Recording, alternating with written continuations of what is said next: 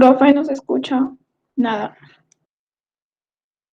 Ok, gracias. Me hace falta activar el micrófono. Ok, te regálame, volvemos a empezar. Listo, bueno. Entonces, ya se me olvidó lo que les había dicho. Bueno, a lo largo del curso ya hemos visto cómo diseñar estructuras solicitadas netamente por flexión y por fuerzas cortantes transversales a su eje. Entonces, este tipo de estructura se aplica para lo que son losas o vigas, pero las losas y las vigas por lo general transportan la carga a elementos verticales llamados columnas o elementos diagonales. Mm, Estos elementos columnas están sometidos a una acción combinada de fuerzas, ya sea fuerzas de flexión y axial de tracción o fuerzas de flexión y axiales de compresión.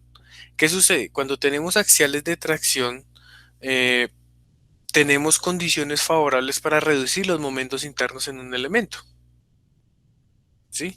Para el caso de los efectos P delta o los efectos de pandeo local. Entonces, por ejemplo, si un elemento está sometido a una flexión y nosotros le aplicamos unas fuerzas externas de tracción, lo más probable es que estos momentos internos se reduzcan una cierta magnitud, porque la tracción contrarresta los efectos de la flexión. Caso contrario, si nosotros tenemos un elemento a compresión, ¿sí?, esos momentos van a tender a aumentarse, porque pues se genera una excentricidad aquí, multiplicada por una compresión, vamos a tener un delta de momento, que sería como la compresión por ese delta de la deformada de la columna. Bueno, es importante conocer estos dos efectos y saber cómo se analiza un elemento columna en base a estos dos, porque es que las columnas muchas veces, la resistencia de la columna a fuerzas de flexocompresión o flexotracción es una combinación de estas dos condiciones, ¿sí? Entonces es importante conocer cuál es el efecto en cada uno de ellos y qué sucede con nuestras secciones de concreto reforzado. Entonces para eso vamos a ver un poquito discretizado la temática en lo que es comportamiento, primero una parte del comportamiento de atracción y el comportamiento de compresión independientes de un elemento de concreto. Y finalmente vamos a ver cómo es el comportamiento entre la flexión y la resistencia axial, ¿sí? Entonces lo más importante de todo esto es encontrar las curvas de interacción de nuestras columnas. Con estas curvas de interacción podemos hacer diseños en una dirección de una columna, que es bastante sencillo. Y por último vamos a ver algo de flexión biaxial y requisitos de armado de nuestros elementos. Entonces vamos a comenzar con el comportamiento del concreto reforzado a tracción. Entonces, ¿qué sucede?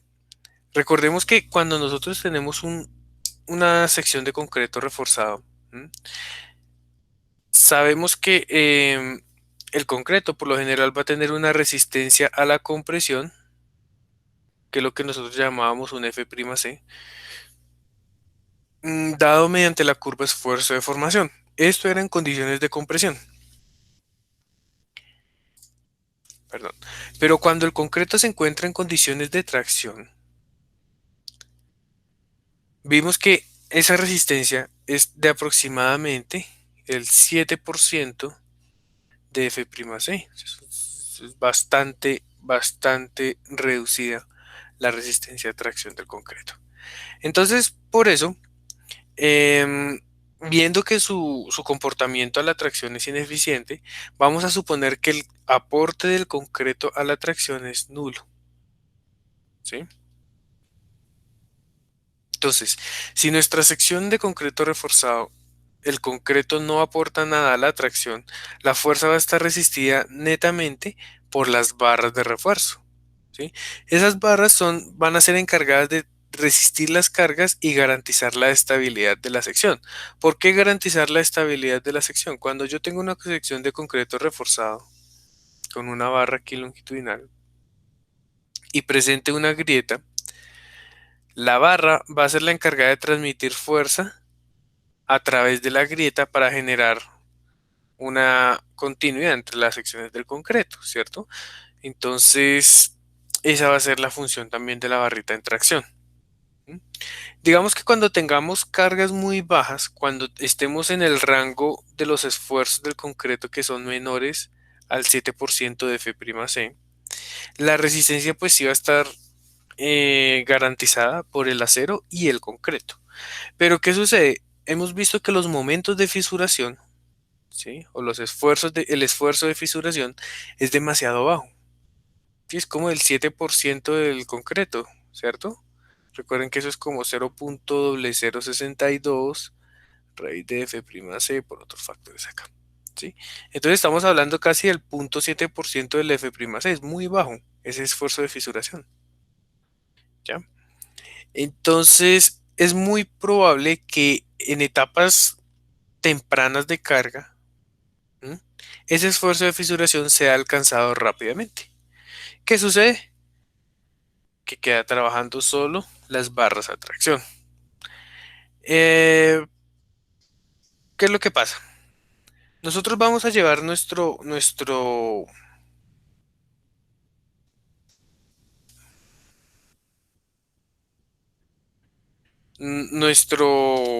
vamos a deformar nuestro concreto hasta su punto de fluencia. ¿Sí? Entonces recuerden que el punto de fluencia del concreto es cuando, no fluencia, sino su punto de rotura, eh, cuando llegamos a una deformación unitaria de 0.003. ¿Listo?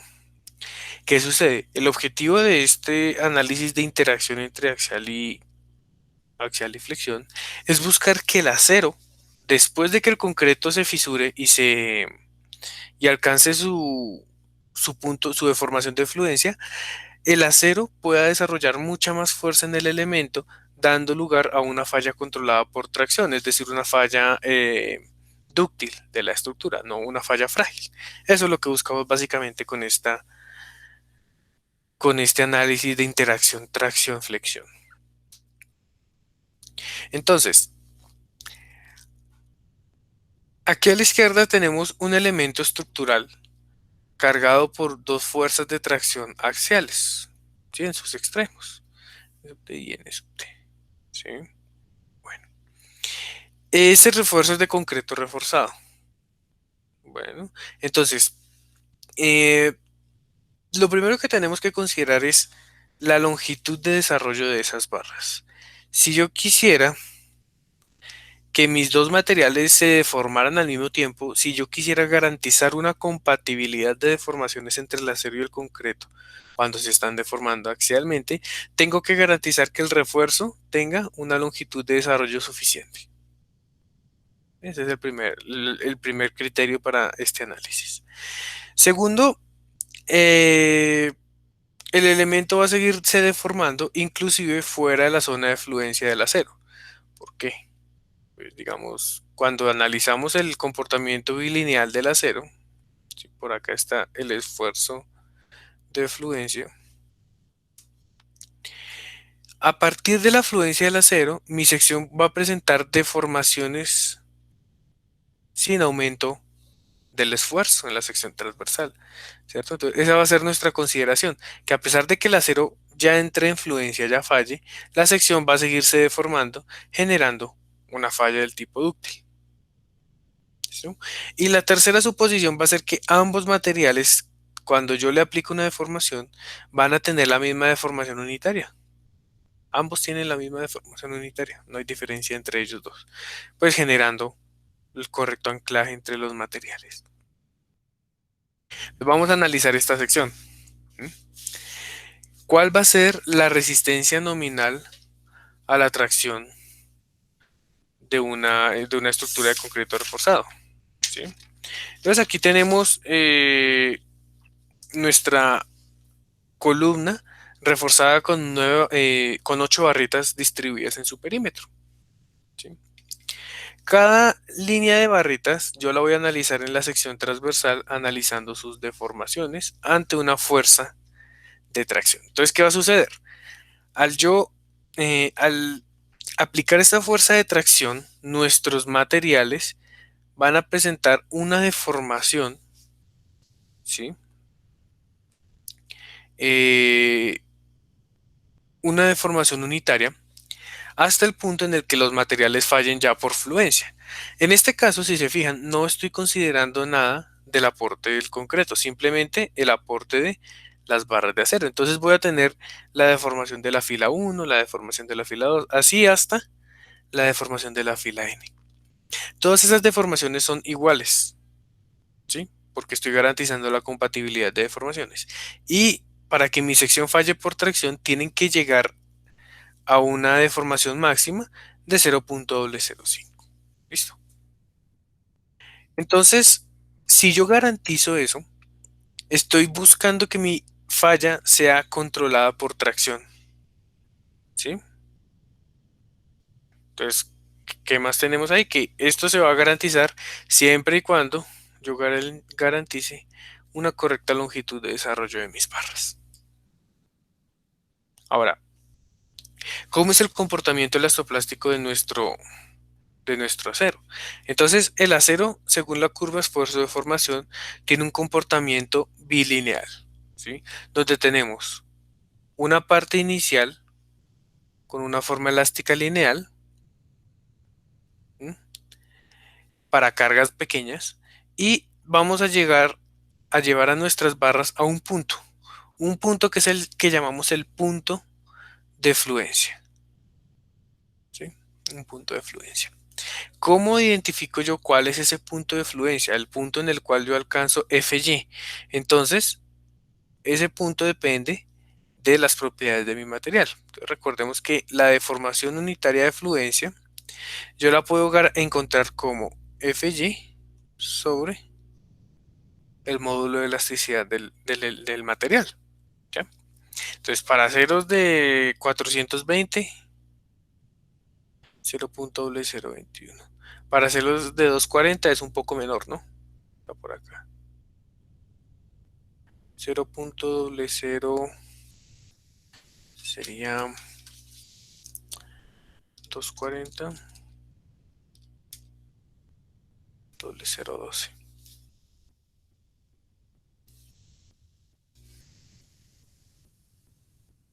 ¿Listo? Bueno, y por aquí vendría mi comportamiento para el acero de 420 y de 240. Listo. Entonces,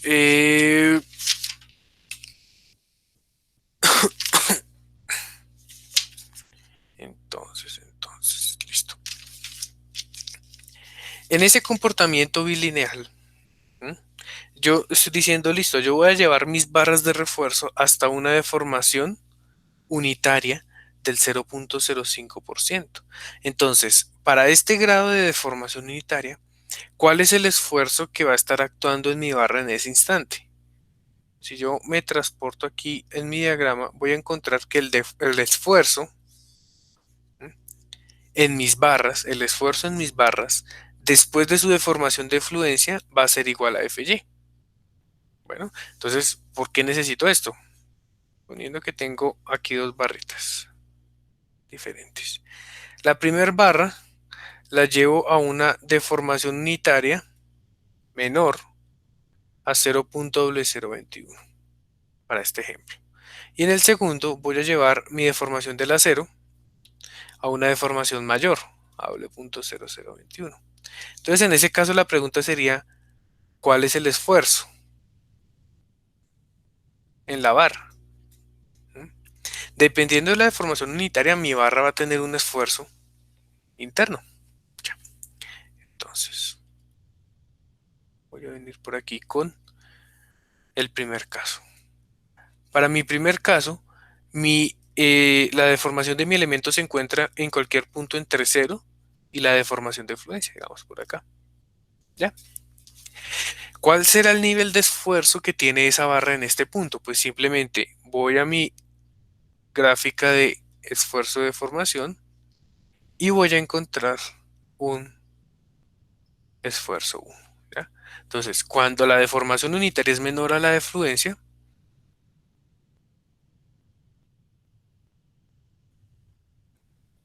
puedo encontrar el esfuerzo actuante en la barra de la gráfica en mi relación lineal, ¿cierto? O lo puedo calcular como módulo de elasticidad por la deformación de la barra. Ese sería el primer caso. El segundo caso es cuando estoy deformando mi barra más allá de su deformación de fluencia. Entonces, cuando estamos más allá de la deformación de fluencia, en cualquier zona después de L sub y, vamos por acá. Para cualquier punto después de la deformación de fluencia, el esfuerzo actuante va a ser Fy. ¿Listo? Entonces este esfuerzo Fy ya no depende de la deformación unitaria. Yo puedo tener la deformación en 0.0022. Ahí en ese punto ya mi esfuerzo es Fy. Puedo tenerla en 0.005. ¿Cuál es mi esfuerzo actuante? Fy. ¿Listo? ¿Sí está claro ese concepto, chicos?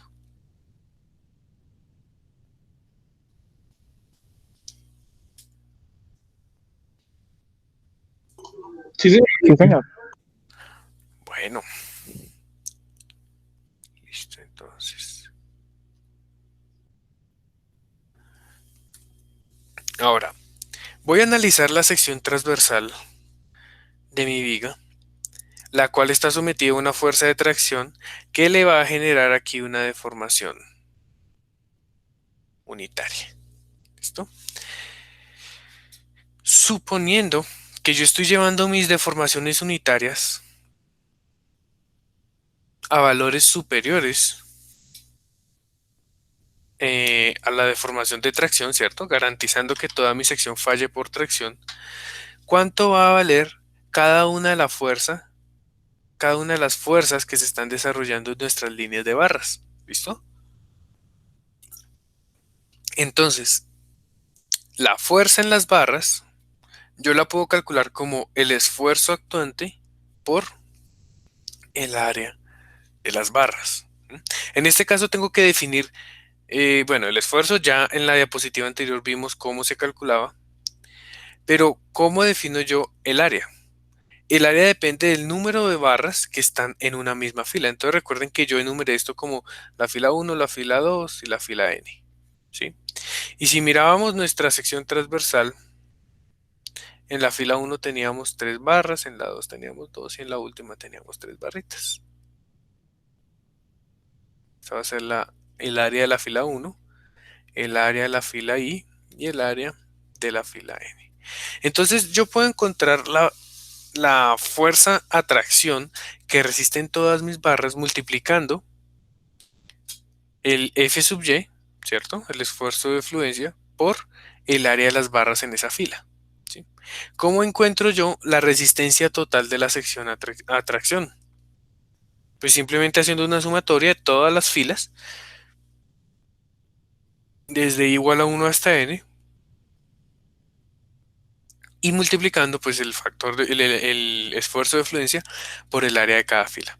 En conclusión, si yo realizo esa sumatoria, mi resistencia a tracción va a venir dada por la expresión Fy por A sub S.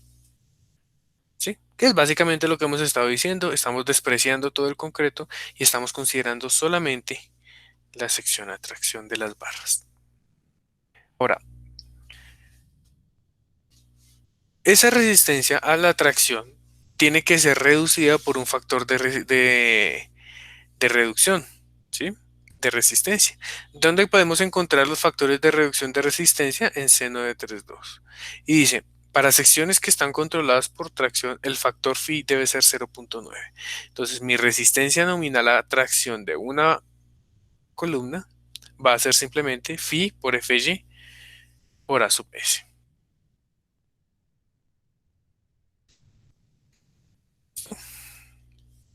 ¿Alguna pregunta hasta acá, muchachos? ¿Alguna duda?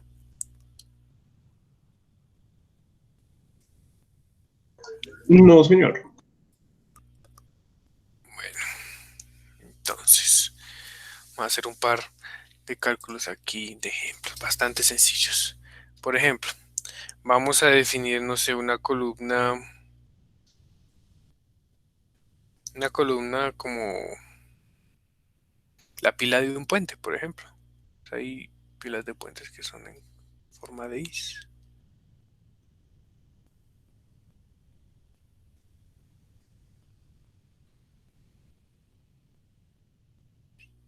Suponiendo que esta es mi sección. Entonces voy a dibujar el refuerzo. Todo van a ser barras de 1 pulgada, por ejemplo.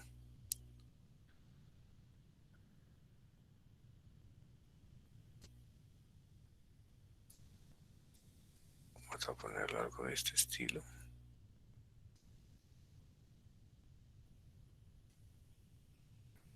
Listo. Voy a decir que esto es 1 metro.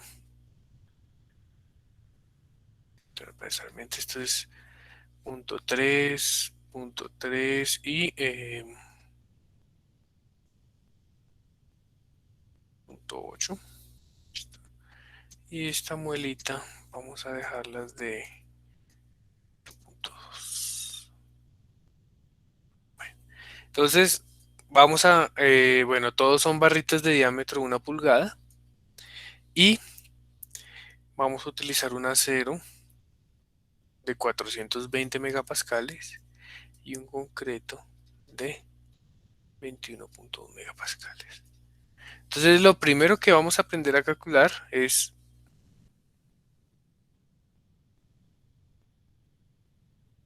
cuál es la resistencia máxima a tracción de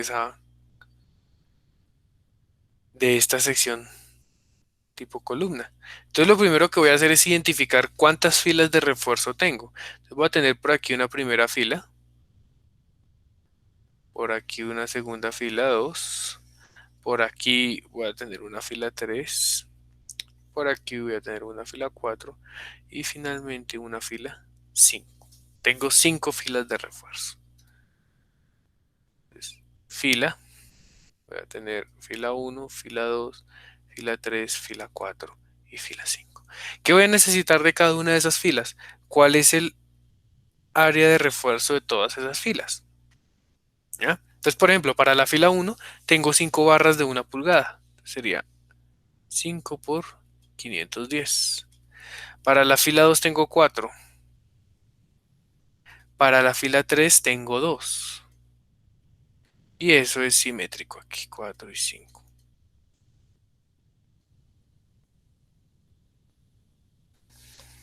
¿Listo?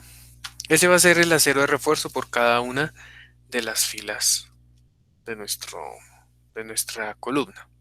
Entonces, por ejemplo, la primera fila son 2550 milímetros cuadrados. La segunda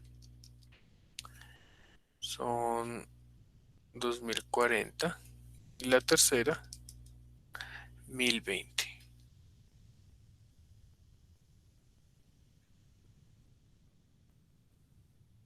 Listo. Ese es el área de refuerzo.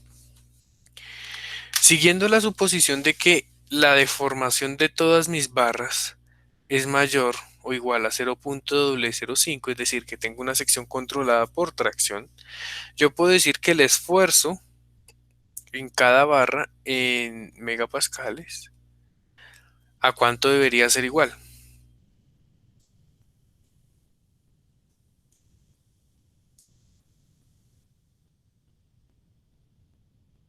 ¿Cuánto debería valer el esfuerzo en cada una de esas barras, muchachos?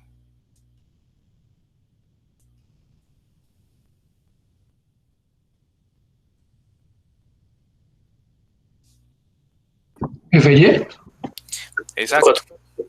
Entonces, fíjense que yo estoy llevando mis barras a una deformación superior a 0.05. Entonces, si yo vengo a mi gráfico, estoy buscando una deformación por este lado, a la derecha de esta línea transparente. Y si yo guardo esa relación con mi diagrama de esfuerzo de deformación, el esfuerzo correlacionado sería F sub Y. ¿Sí? Entonces, cada una de esas barritas va a estar sometida a un esfuerzo de 420 megapascales. Listo. Entonces, ¿cuál sería la fuerza en cada barra de esas? En kilonewton. En cada fila de barras. Entonces, vimos que la resistencia nominal a tracción es Fy por el área de cada fila de barras. Realizando las operaciones, me daría 1071 para el primer caso,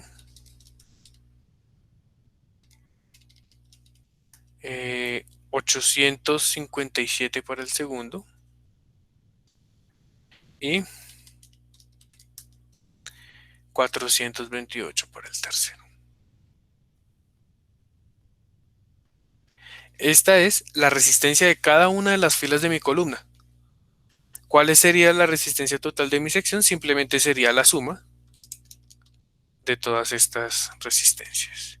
Entonces me daría un total de 4284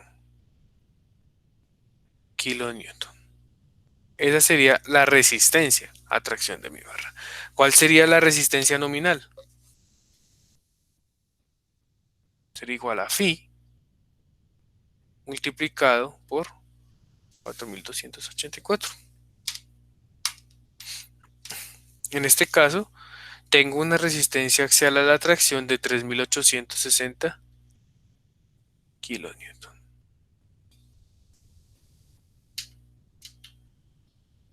¿Listo, chicos? Y eso sería todo lo que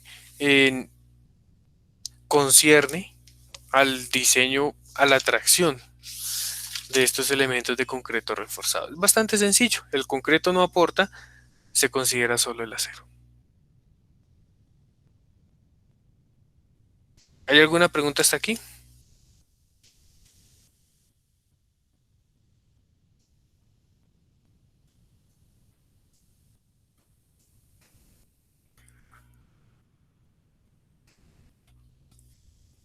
No, señor.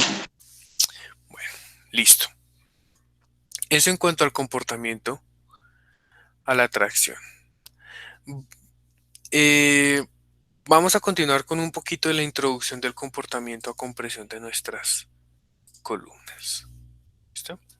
Ahora, ¿de qué depende la resistencia a compresión de un elemento? Entonces, en la parte de resistencia a la tracción, vimos que dependía exclusivamente del área de las barras de refuerzo.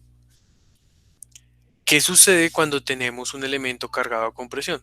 Pues la resistencia va a depender de una relación, de algo que llamamos la relación de esbeltez. ¿Sí? Bueno, ¿qué sucede? Cuando tenemos elementos muy esbeltos, podemos presentar pandeo del elemento antes de que llegue a su carga máxima de compresión, ¿sí? Cuando alcance su carga crítica de pandeo. Entonces hay la falla de nuestra sección en elementos muy esbeltos está controlada por flexión. Caso contrario, si tenemos elementos chiquitos, robustos, entonces el material alcanza su resistencia máxima a compresión, ¿sí? Y presenta pues lo que llamamos una falla por pandeo. Bueno, entonces por ejemplo, aquí vemos el ejemplo claro de lo que es un elemento esbelto, ¿sí? Tenemos un elemento columna demasiado alto y demasiado angosto en su sección transversal y la carga a compresión que está soportando esta columna genera unas distorsiones laterales que causan una amplificación en los momentos de la columna. Entonces, incrementa los efectos flexionantes y nuestra columna está fallando por un modo de falla de flexión, ¿sí? Ese es el primer caso. Es el primer tipo de falla que puede tener una columna con compresión. Caso contrario es este que vemos acá. Una columna demasiado robusta, con demasiada rigidez en ambos sentidos, ¿sí? Entonces, la carga de compresión no va a generar ese efecto de P delta que vemos en el elemento esbelto, sino que va a generar una compresión excesiva, ¿sí? Entonces, nuestro elemento va a fallar por compresión pura. Esos son los dos tipos de fallas que podemos tener en una columna. Ahora, aquí tenemos la curva esfuerzo de formación del concreto con respecto a la curva de esfuerzo de formación del acero. ¿Sí? ¿Qué podemos ver de ahí de esta curva? Primero, el concreto está fallando más o menos a 0.003, ¿sí? Ese es el punto en el cual el concreto deja de resistir y presenta falla de su sección.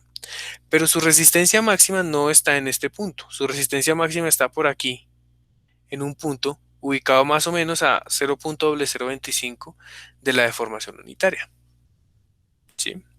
Ahora, si superponemos a la gráfica del concreto a la gráfica del acero, vemos lo siguiente, que la deformación del acero, ¿sí?, es mucho menor a la deformación del concreto de falla, ¿sí?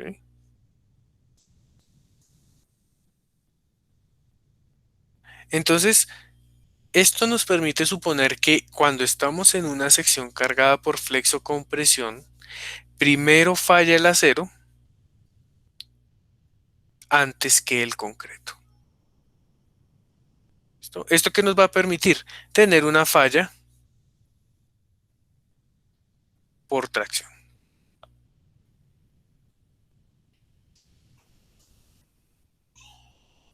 ¿Listo? Aquí está todo lo que acabamos de hablar. Claro, si nuestra compatibilidad de deformaciones es cierta, cuando yo llego por aquí a 0.0021, el concreto todavía está en capacidad de resistir un poquito más de fuerza, pero el acero ya entró en fluencia. ¿Listo? ¿Cómo puedo garantizar esto? De nuevo, garantizando una correcta longitud de anclaje y una longitud de desarrollo de mis barras. Entonces aquí podemos ver cómo es la falla típica de un elemento a compresión, ¿sí? ¿Qué sucede? Cuando alcanzamos su límite de resistencia a compresión, ¿sí?, el concreto, bueno, aquí entra en fluencia el acero, pero posterior a eso llegamos a la falla del concreto. Recuerden que nuestras barras de acero pueden resistir deformaciones superiores a 0.005, mientras que el concreto tiene un máximo de 0.003. Cuando llegamos a una deformación de de 0.003 para el concreto, vamos a presentar el descascaramiento y yo lo llamo así la explosión de toda esta parte del concreto en nuestra columna, ¿sí? ¿Cuál es el problema principal de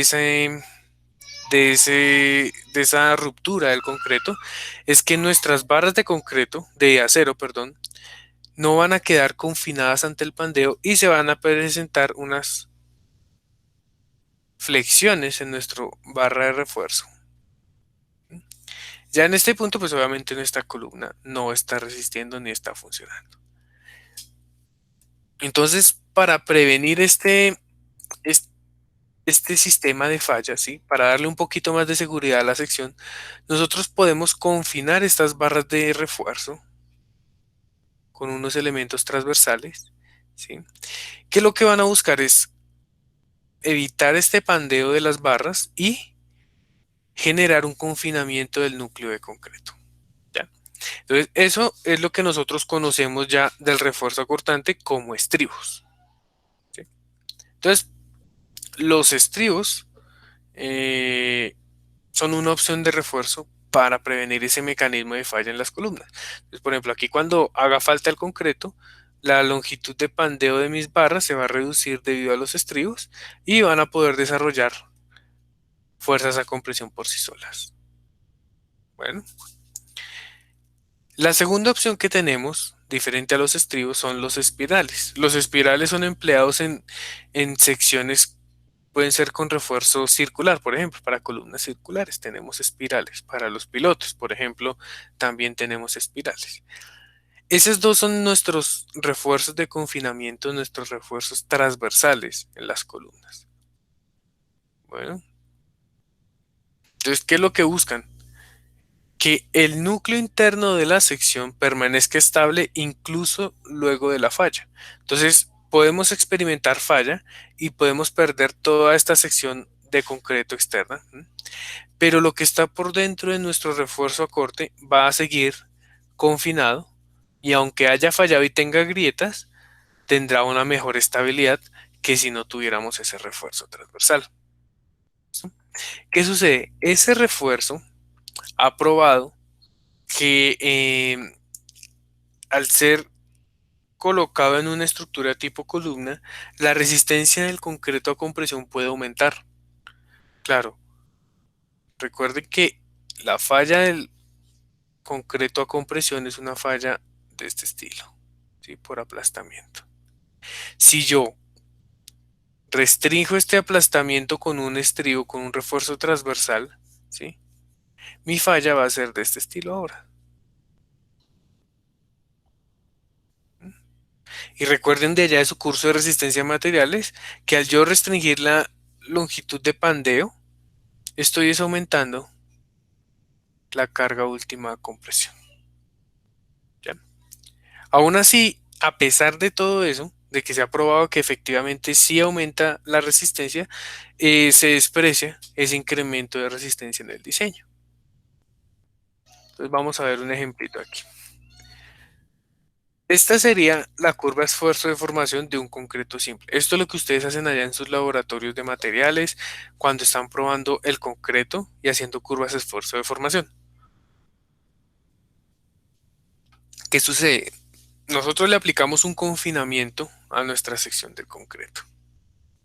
Entonces ya no está pandeando libremente, sino va a tener una forma de pandeo con un confinamiento. Entonces, si se acuerdan por allá, ustedes también en suelos vieron un ensayo triaxial en suelos. Y cuando teníamos una presión confinada en cámara, el comportamiento del suelo mejoraba un poco para, para la resistencia de la sección. ¿Sí?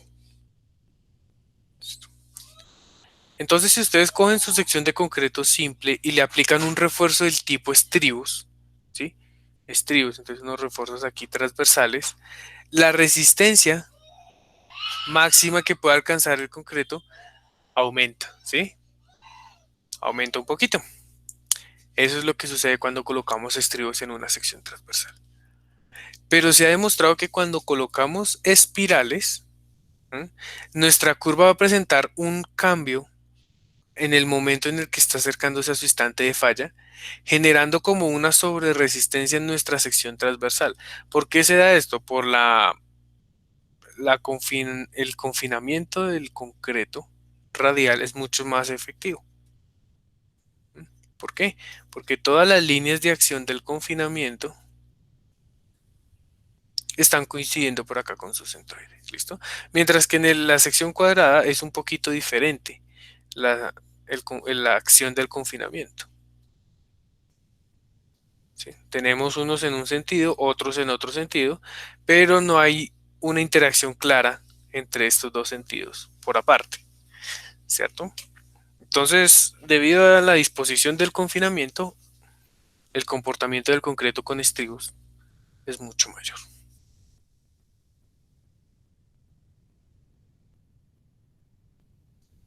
¿Listo, chicos? Entonces aquí viene la primera condición de diseño, dice la norma. Usted va a calcular una resistencia axial acortante, a compresión. ¿Listo? Esta va a ser la resistencia que depende netamente de su sección transversal, es decir, esto va a ser función de el concreto y el acero. ¿Ya? Pero ¿qué sucede? Si su sección transversal podemos tener dos tipos de refuerzos. Estribos y el segundo, espirales. ¿Ya? Entonces, la norma establece en el numeral C.10.3.6.1 que la resistencia de su sección transversal a compresión debe ser multiplicada por un factor X adicional, aparte del factor de resistencia. Ese factor X de qué va a depender, si está reforzada por estribos y por espirales. Bueno, cuando estamos hablando de estribos, la resistencia de su sección transversal se tiene que reducir al 75%. Cuando estamos hablando de espirales, como tenemos una mejora en el comportamiento, solamente lo vamos a reducir al 80% de su capacidad.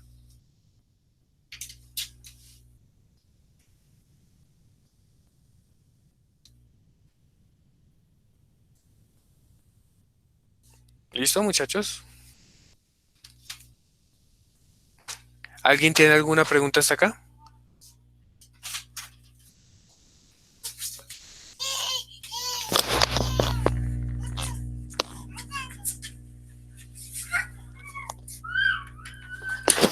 ¿No? ¿No hay preguntas?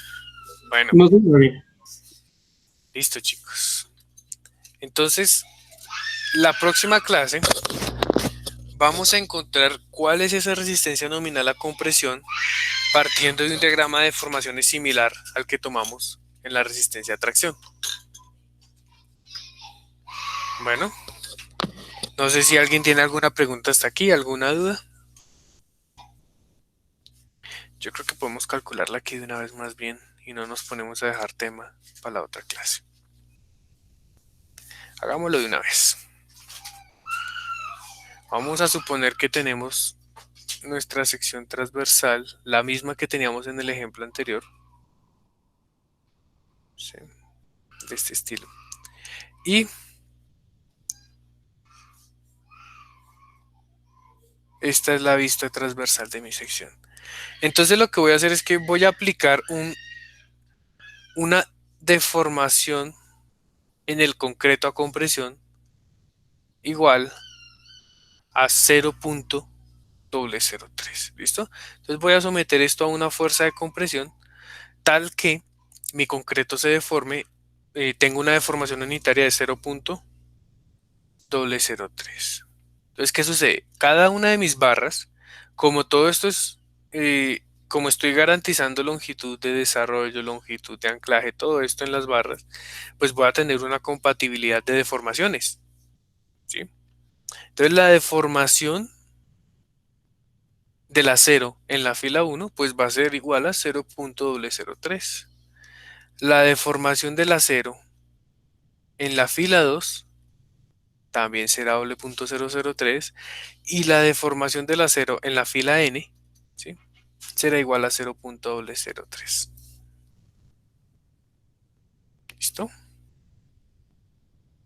Ahora, esa deformación del acero, ¿m?, es mayor a la deformación de fluencia, ¿sí? Entonces, al ser mayor, puedo decir que todas mis barras están sometidas a un esfuerzo F sub G. ¿Listo? Entonces, cuando yo estoy llegando al 0.003, mi acero ya está fluyendo, todas las filas ya están en fluencia y el concreto se está aproximando a su punto de falla. Entonces yo puedo decir que las fuerzas de mis barras de acero a compresión, pues va a ser lo mismo que en la tracción, Fy por el área de cada fila. ¿Listo? Esa va a ser la fuerza resultante de todas mis barras.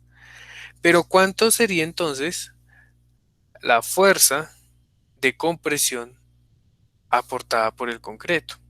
Entonces recordemos que en nuestra curva de esfuerzo de formación, al inicio del curso dijimos que el esfuerzo máximo en el concreto, ¿cuánto tenía que ser?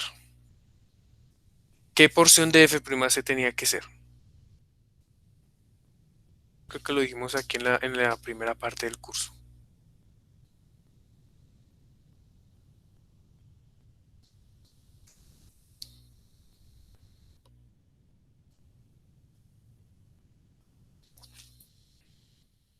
Entonces habíamos dicho que cualquier sección de concreto iba a resistir máximo el 85% de F', que es lo mismo que sale por allá en el bloque de compresiones de Whitney, ¿cierto?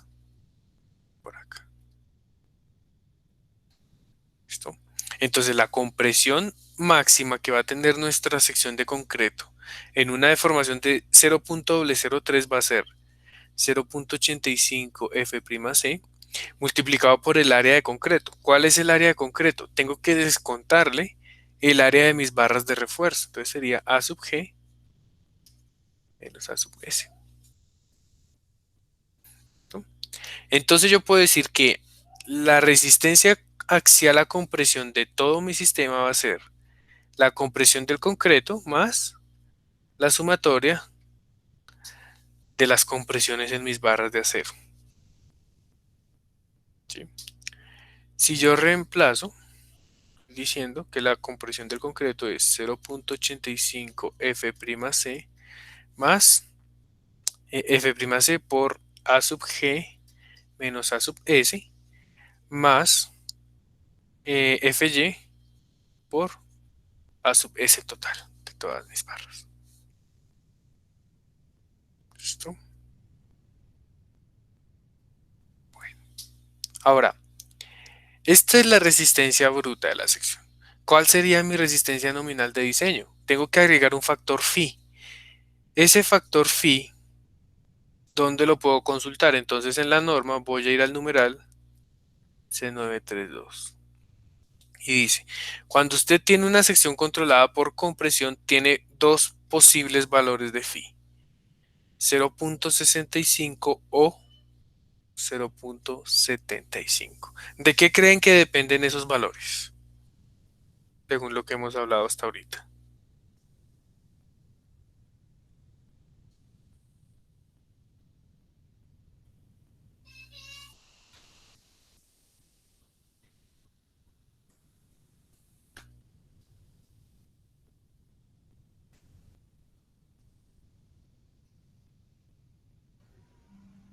Igual de los flejes, ¿no, profe?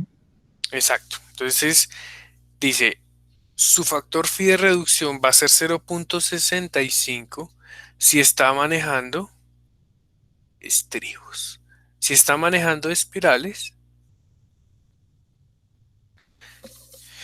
su factor phi va a ser 0.75. Entonces, finalmente, ¿cuál va a ser mi resistencia nominal a compresión de la sección? Va a ser el factor phi que tengamos multiplicado por el factor X que vimos en la parte anterior, multiplicado por toda esta expresión de acá arriba, 0.85 F'C A sub G menos A sub S más Fy A sub S. Y esa va a ser la resistencia a compresión de mi sección de concreto reforzado. Entonces, ¿alguna pregunta hasta acá, muchachos?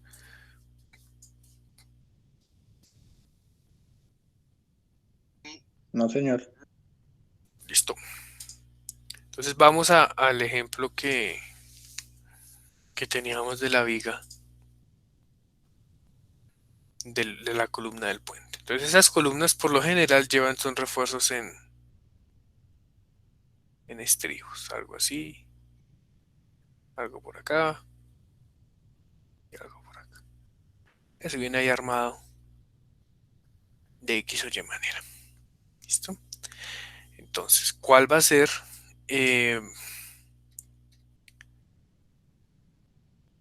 mi resistencia axial a compresión? ¿Ya? ¿Qué necesito? ¿Cuál es el área de concreto? Entonces, el área de concreto sería el área bruta de toda mi sección transversal. Sería 2 veces 0.3 metros por 1 metro más 0.6 por 0.8. Esto esa sería el área total de mi sección de concreto. Es decir, estamos hablando de 1.08 metros cuadrados o en milímetros sería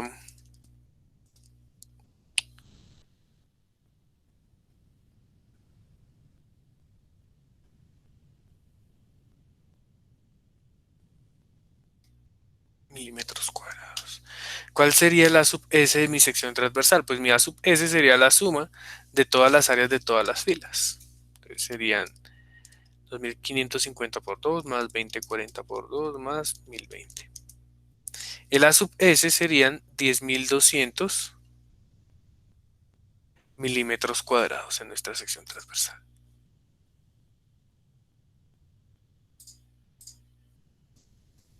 ¿Listo?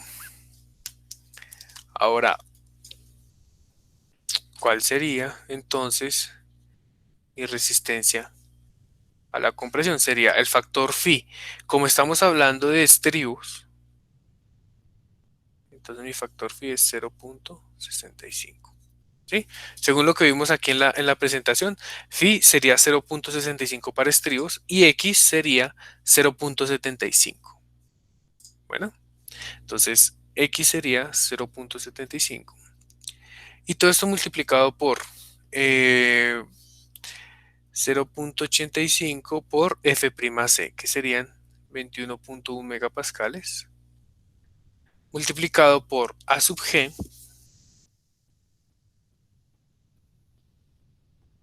menos 10.200 A sub S. Y todo esto más Fy, que son 420 megapascales, multiplicado por A sub S, 10.200. Entonces mi resistencia a compresión de esa columna sería 0.65 por 0.75 por.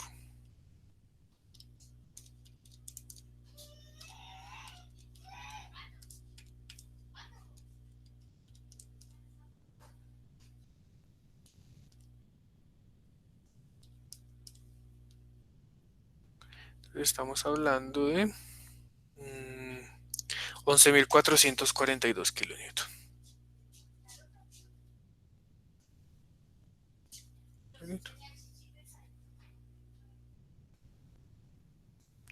Y esa sería la resistencia nominal de mi sección a compresión. ¿Listo, muchachos?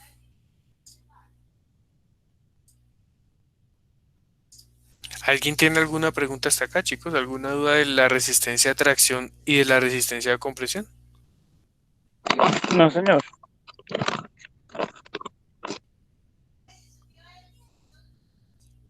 Bueno, listo, chicos.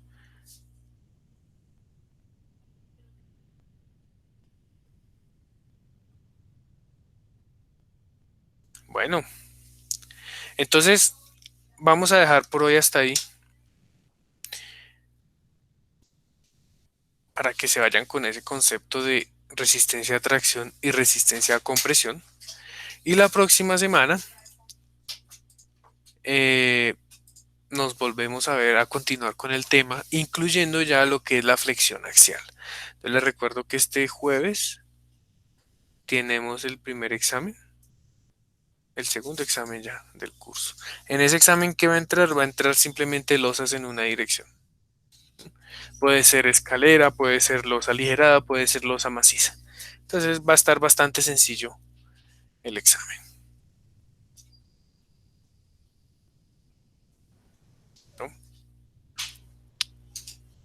Profe, una pregunta, pero el parcial, digamos, es eh, no sé, pues el diseño de viguetas y cosas así por el estilo con la tortica y eso, ¿cierto? O no sé. Sí, señor, claro. O sea, lo que vimos en los ejemplos, básicamente. No sé si por acá tengo el examen del semestre pasado. A ver, les comparto lo que fue el examen del semestre pasado para que tengan una idea más o menos de qué se puede estar preguntando. Digamos, el semestre pasado diseñamos una losa. Una losa maciza, bastante sencillo, con un voladizo. Ese fue el primer punto. Y el segundo punto fue una losa aligerada. Entonces tenían que diseñar una vigueta que atravesara los tres vanos, entonces tenían que hacerlo por el método de Cross para analizar los momentos, los cortantes Eh, sí, diseñar momento máximo y cortante máximo. Ya, eso era todo el... Y bueno, y aquí unas preguntas de teoría que no creo que esta vez no creo que haga preguntas teóricas. Entonces, básicamente el examen es sencillo, una losa maciza, una losa ligera, una escalera, no sé, lo que se me ocurra de aquí al jueves. Bueno, chicos, como el examen está tan fácil, vamos a darle nomás 2 horitas, ¿sí? Entonces, con 2 horitas es más que suficiente para ese examen. Sí, profe, es que a veces uno se demora mientras escanea, no va escribiendo en lápiz, pues para no tener que tachonear eso tanto y pues a veces para que se note bien, no, ya ahí lo reteño un poquito ahí en el cero y cosas así por el estilo. Bueno, yo les doy, entonces por eso les voy a dar 2 horas para que resuelvan su examen y les voy a dar por ahí 20 minutos para que puedan cargar sus fotos tranquilos sin ninguna prisa. En realidad el examen entonces tiene 2 horas y 20 minutos. ¿Sí? Porque sé que, Gracias, Inge. bueno, Ah, la bueno, condición es que después de esa hora ya no recibo exámenes y empiezo a bajar a los que reciba de ahí en adelante. ¿Sí? Entonces, para que estén pendientes del tiempo. Yo creo que va a ser solo un ejercicio por cada uno. Entonces, para que pueden tener sus hojas de cálculo preparadas, pueden enviar sus hojas como respuesta, no hay problema de eso. Pero eso sí, entonces si me envían la hoja de cálculo, yo necesito saber cuál fue el procedimiento de análisis. Entonces, su documento escrito donde expliqué cada uno de los pasos del diseño. Es lo único que les pido para poder aceptarles las hojas de cálculo. Las hojas las pueden enviar en PDF, no hay problema. ¿Listo, muchachos? Profe, una preguntita ahí, no sé si vaya a entrar también puesto del cortante, no, ¿cierto? Sí, cortante y todo lo que no se evaluó en el primer corte. En el primer corte fue solo flexión, el segundo es cortante y losas, y el último Ok, son columnas y zapatas. listo, listo, gracias. ¿Listo? Bueno, chicos, entonces, no siendo más, por favor, no se les olvide la asistencia y nos vemos la próxima clase. Gracias. Profe, yo tengo algunas dudas sobre el proyecto. Dime, Ángela. Yo, pues, espérate, comparto la pantalla un momento.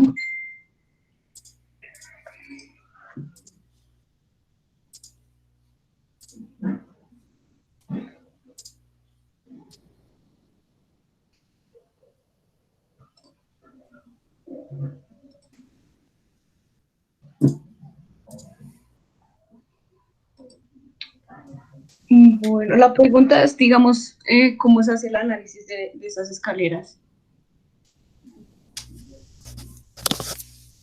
¿Ya están viendo mi pantalla? Sí, Entonces se analizarían en 3 tramos. Este sería el primer tramo, el segundo y el tercero acá. ¿O cómo se haría ahí? Chan.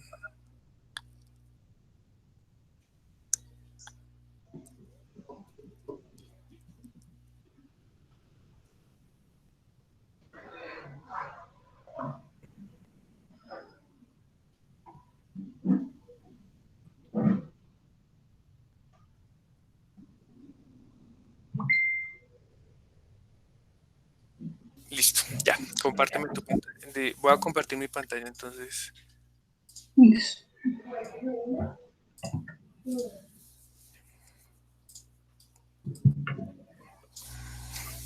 Bastante sencillo, mira. Tienes voy a dibujar este espacio. Por lo que tú tenías ahí, por aquí estaba la losa, ya sea la del piso inferior o la del piso superior.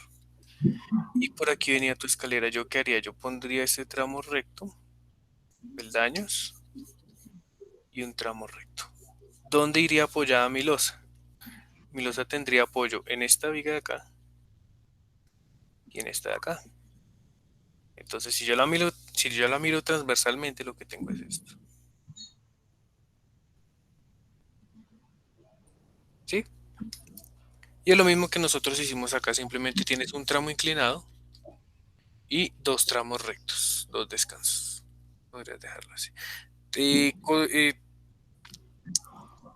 Importante en estos tramos rectos tener en cuenta que no es tienes la losa maciza, pero si te fijas ahí, tienes aquí como un escalón triangular, ¿no?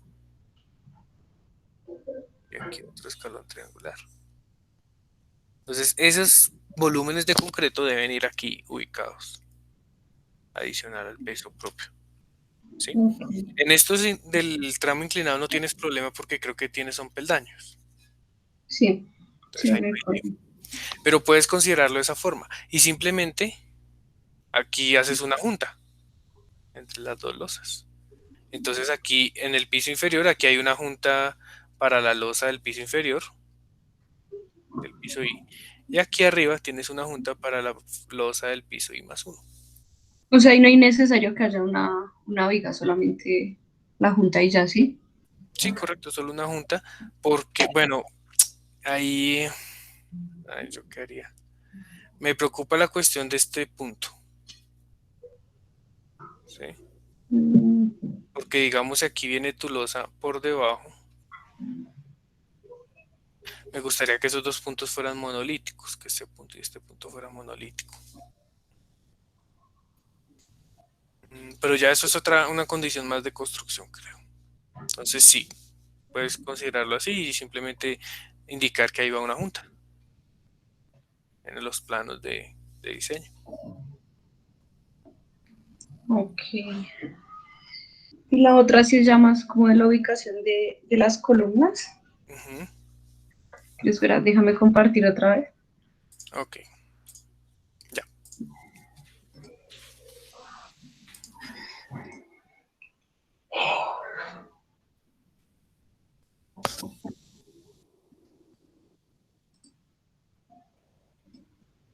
Ahí ya se ve. Sí, ya estamos bien. Listo. Entonces, pero se supone que como que la ubicación de las columnas debe tener cierta continuidad. Entonces, digamos, hay algún problema si coloco esta columna acá que no esté alineada con esta otra. Pero ya que pues ahí está ese vano y pues necesito colocar la columna ahí.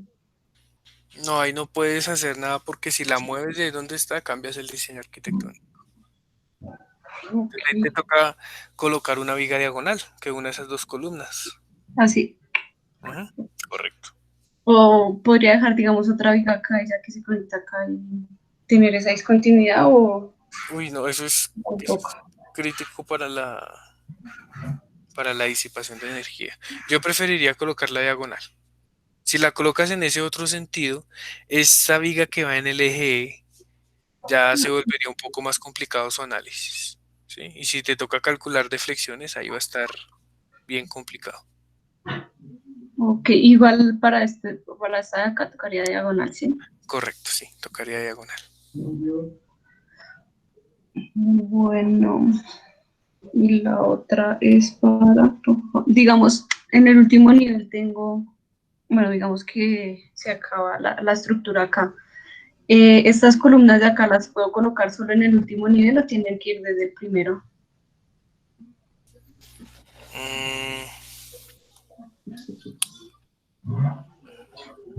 podrías colocarlas, no, no, solo en el último, no, eso es mejor mandarlas todas de arriba abajo porque Del primero.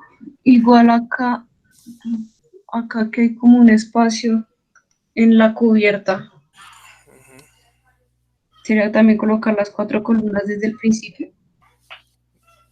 o sea, un hueco en la cubierta, ya, ya sé que lo que buscas, listo. Entonces espérate, te voy a compartir mi pantalla. Para esos vacíos, digamos que tú tengas una losa,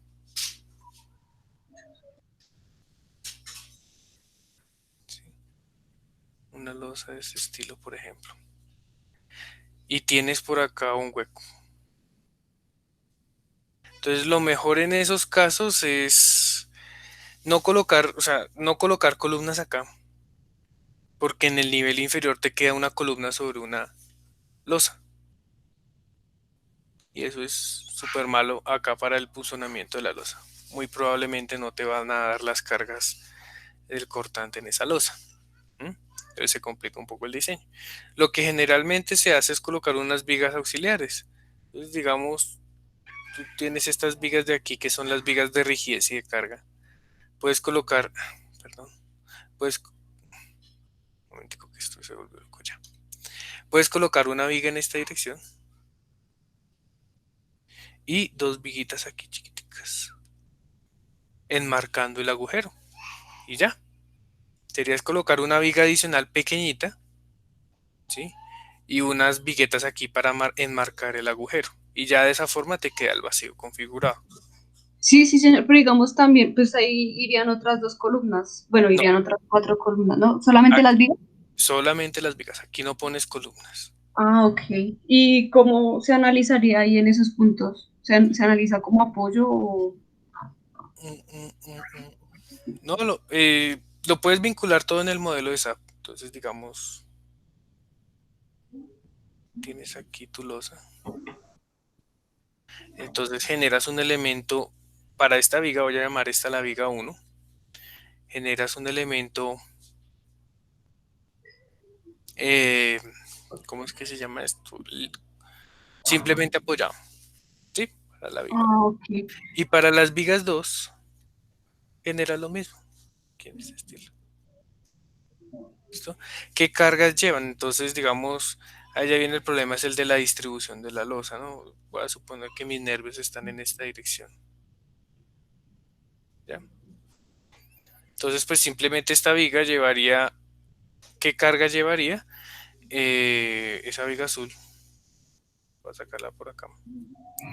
Entonces, A, B y C. B y C. Entre A y C va a llevar pues la misma carga de un nervio.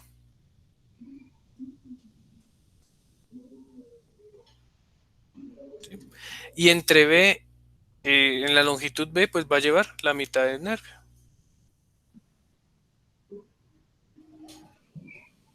¿Sí? De esa forma puedes diseñar esa viga 1. Y las otras vigas diagonales no hay necesidad porque, bueno, digamos, podrían llevar la reacción de esta vigueta, ¿no? La reacción puntual de esa vigueta. Entonces llamemos esa la vigueta tipo 5, por ejemplo. Entonces, esa viguita verde va a llevar una carga distribuida, que será la reacción de esa vigueta tipo 5. ¿Sí? Por lo general son vigas muy bajitas en carga, muy, muy pequeñitas.